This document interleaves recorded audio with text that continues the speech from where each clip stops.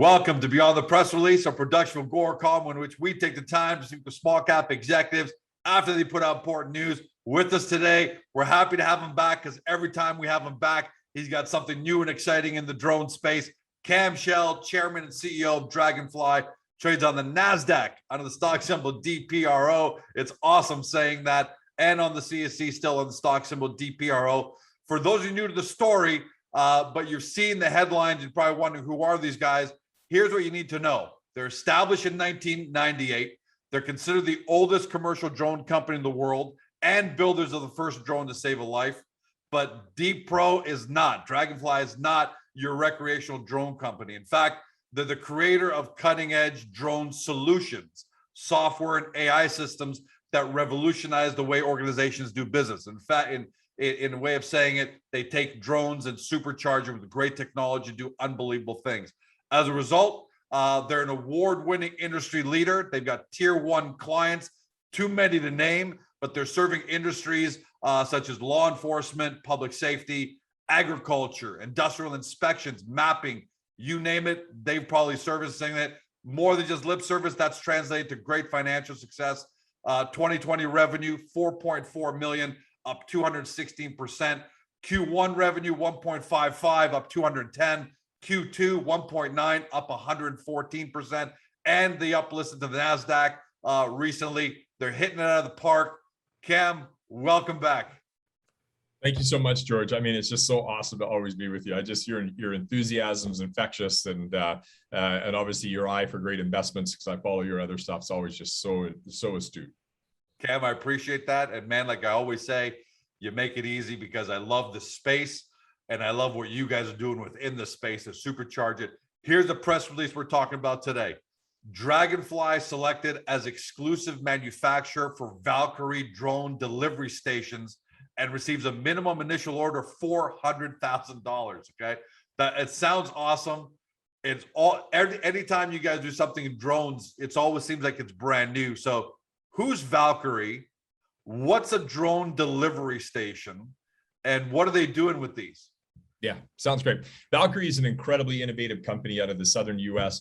On the East Coast. They have a drone delivery box, 21 plus patents, I believe, if I'm remembering from the engineering drawings and everything as we were scoping things out in this particular box. So imagine, if you will, an Amazon type box, you know, the type of thing that you would see in a grocery store. Right. But now this sits in a suburb, or it sits in an industrial site, or it sits somewhere where drone deliveries, where drones are going to be delivering packages.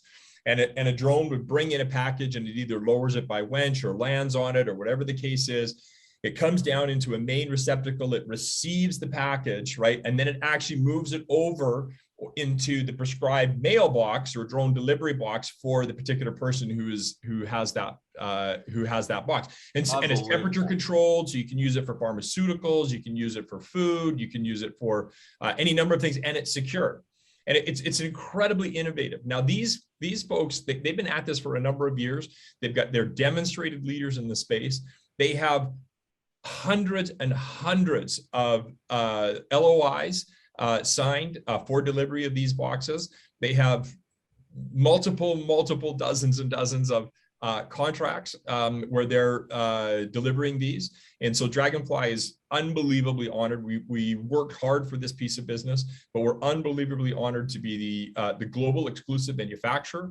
We'll also be managing much of their logistics for this as well. And I think it's just a real testament to what Draganfly does. We just don't build airframes. What we do is we provide total solutions, you know, right from design and engineering through logistics and manufacturing, and our AI and our software. And you know, they came to us because we could turnkey a solution for them. And there are hundreds of customers that are coming to the tables.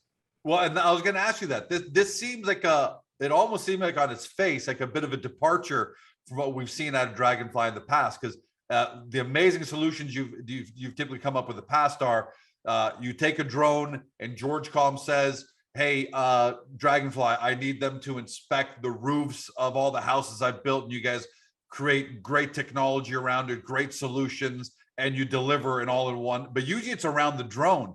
This seems like the first time, even though drones will be delivering, you guys are building a station, right? So does it seem like it's a bit of a departure, even though it incorporates all the skill and expertise you guys have amassed? It's a great question. So where Draganfly has been positioning itself for the last couple of years is a drone solution provider. So we provide solutions into the ecosystem.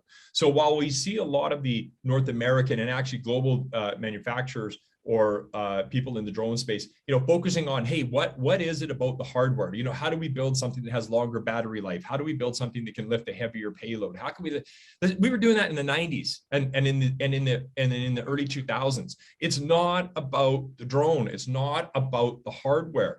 It's about the end result of what the hardware does. And so everything that we do is really focused on an ecosystem to be able to provide our customers, whether it's somebody like Valkyrie or whether it's a sheriff's department or whether it's a railroad or whether it's whatever, and they're looking for a solution that drones can provide. We have a forestry company that comes to us and they want to do yield calculations for their inventory across, reserve lands that they've got and such. And so we provide a total solution using AI and LiDAR systems. And that's the difference, is where do companies go to actually implement what they want to do within the drone ecosystem. And so, of course, we have the facilities and we have the talent in the background to be able to manufacture these. We have the logistics understandings. It's because we've been around for 20 plus years is that we can do this. So we see this as a really important piece of what we can do for our customers, and hopefully we'll demonstrate to other customers as well, that when they're looking for a drone to provide a solution, or they're looking for a solution and a drone's involved, the company you should call is Draganfly. And is there a week that goes by where, based on everything you just said, is there a week that goes by where you don't have a request for yet another amazing drone solution saying, hey, Draganfly, hey, Cam, we need drones to do this? It must be incredibly exciting. So basically what I'm asking is, how's the world of drones and drone technology? And is this the kind of innovation we can keep on expecting for years, not for the rest of 2021? I mean, just for years out of Draganfly, because everyone's coming to you for these solutions. Yeah, that's it was really palpable about 18 months, maybe almost 24 months ago, where we went from an organization and me personally spending most of my time educating and selling to now, from an operational standpoint, I spend most of my time evaluating, what are the opportunities that are inbound that we're actually going to take? Who has customers, who's closest to market, who provides the best margin? What solution is potentially going to be a winner in the market overall? And so, yeah, I mean, it's not every week, it's every day. There are new, drone opportunities or, that come to us and say, hey, can you build this? Can you do that? And we have to be very selective right now about who and what we work with. And so it's a fantastic opportunity. And it's a really very, very privileged position for us to be in. But it's also incredible intel. I mean, what we see and learn every single week about what's coming and what's unfolding in this drone market is absolutely fascinating. I for the first time, believe the estimates of the industry. For the last 20 years, I've seen, the drone industry is going to be billions of dollars and billions of dollars. And I'll be frank, I love the drone industry, but I was like, I just don't see the numbers. Certainly on the military side and in our military contracting, we can witness that. And certainly on the consumer side, you can see it, but that's not where we play.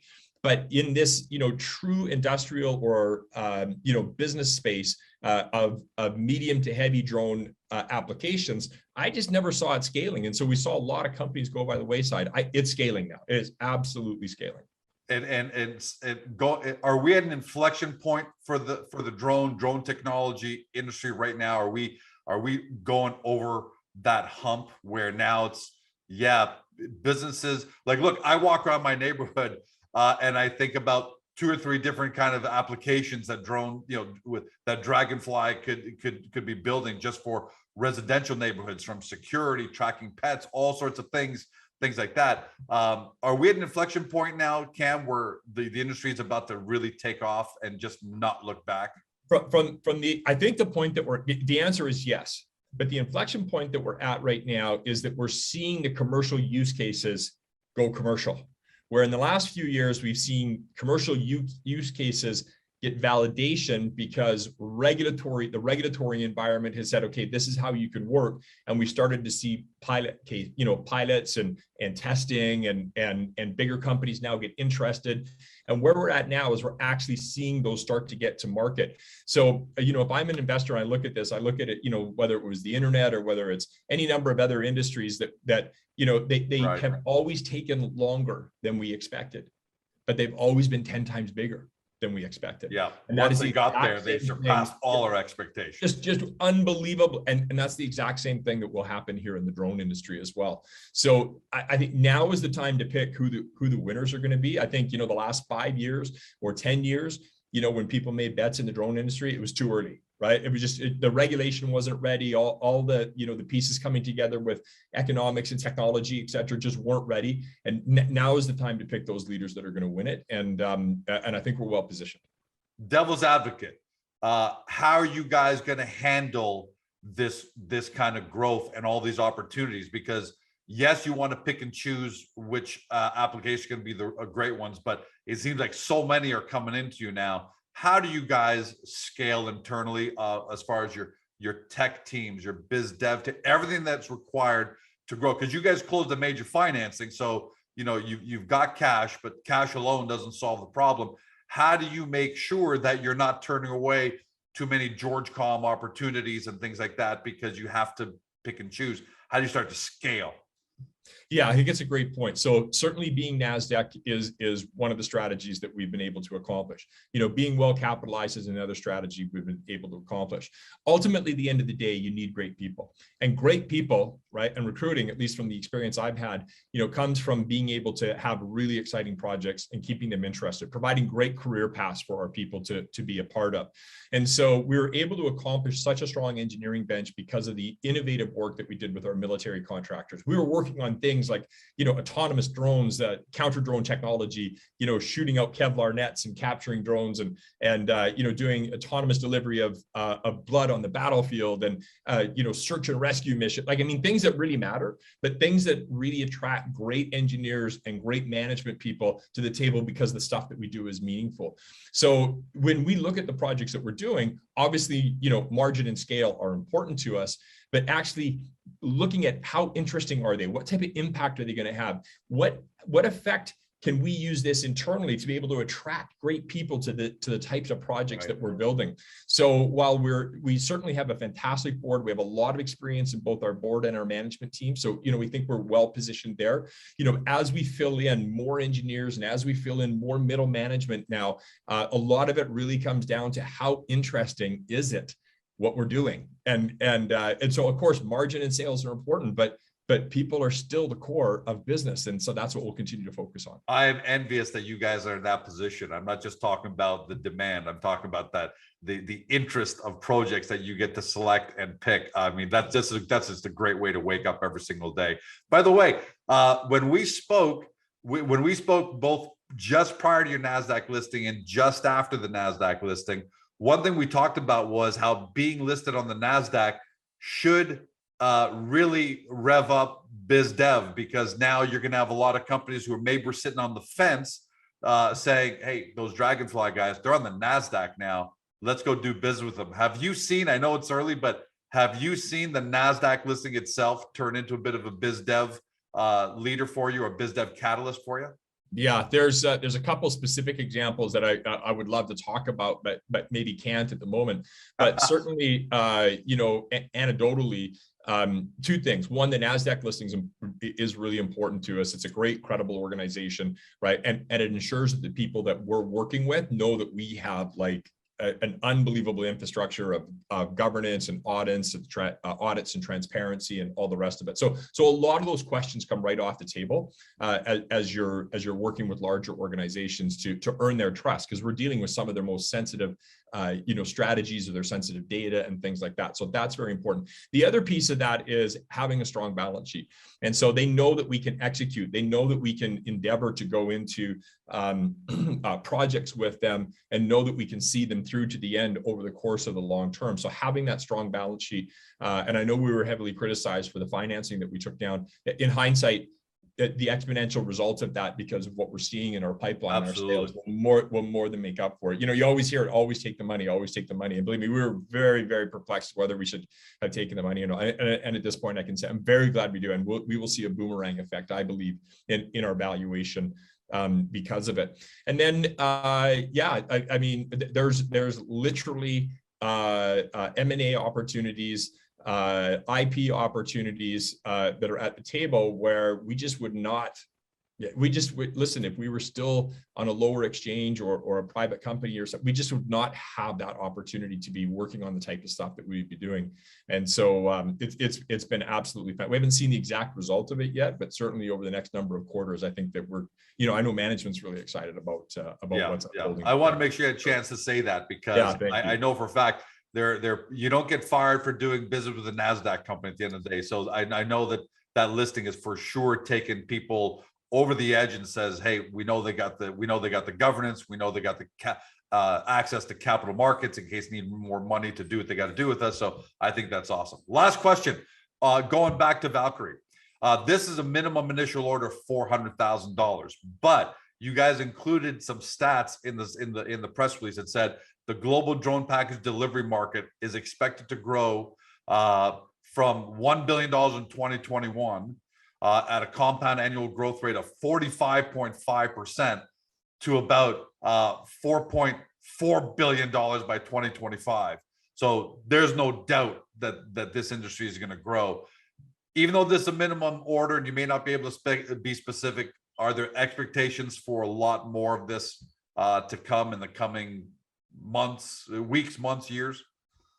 Yeah, I mean, the interest in the Valkyrie box, and it doesn't take a lot of work to look back at their press and the types of organizations they're working with and that type of stuff to understand that this is a company that's all things being equal, has the potential to be selling hundreds of these units in a year. Now that's not the order demand yet. I don't want to overstate it, but that's easily the potential. And and they're sitting on significant orders as it is. So this is a very, very meaningful piece of business for us, both strategically and financially. And certainly, we see order sizes in the realms that we've maybe discussed here being very, very realistic with some of the absolute biggest names in the world. Circling and putting these types of orders in place. I love hearing that. Some of the biggest names of the world. Cam, again, congratulations. I should just clip that and just keep inserting to every interview. Congratulations, because this is going to keep going on. I'm so excited to watch what's going to come out of Draganfly. In fact, we're going to be back on tomorrow with Phoebe, right? With another great innovation to talk about that. Yeah, so I can't wait. Very innovative company that we've got to work with, and we've got some great stuff on the go with them, and we're honored to be working with them as well. And George, I really appreciate your insights as always, and thank you very much. Yeah, man, and like I said, can't wait to see what you guys keep coming up with every week, every month for the next 10 years. Yeah, we're gonna look back on these interviews. We're gonna look back on these interviews. I don't want to say guarantee, but I'm very confident that at the end of this decade, we're going to look back at these interviews and say, remember when we were talking and we knew where all this was going to go, and look where we are, right? So I kind of feel like it's, we're on our smartphones today, and it's like, remember when we had the BlackBerry and that was the best thing in the world? That's about the same spot that we're at. It is just the innovation and the impact that this industry is going to have across everything from weather predictability to search and rescue to home delivery, like you just name it, it will touch it. And it's a really exciting place to be. And so we really appreciate your support.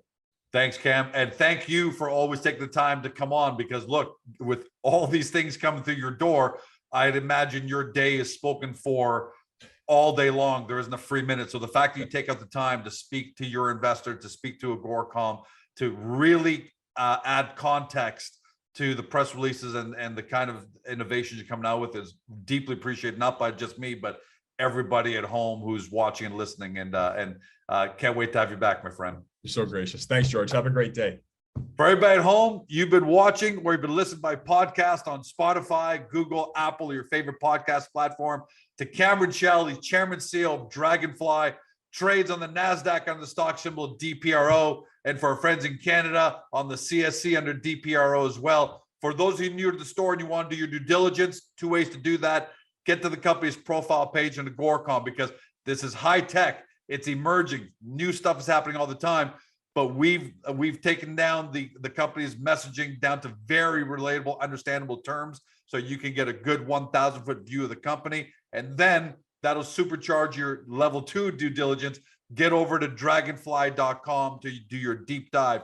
If you believe where the drone industry is going, drone technology, drone solutions, the numbers don't lie. Look up the projections yourself on Google. The only question that you have to ask yourself is, how much of that growth is Draganfly going to participate in? We have a good idea, but we can't tell you. You've got to do your due diligence. Just don't say we didn't tell you so. Have a great day. See you next time. Hey guys, this video is over, but don't forget to help your company by liking it and even leaving a comment below. And then don't forget to help yourself by subscribing to our channel and never missing another great AGORACOM small cap video.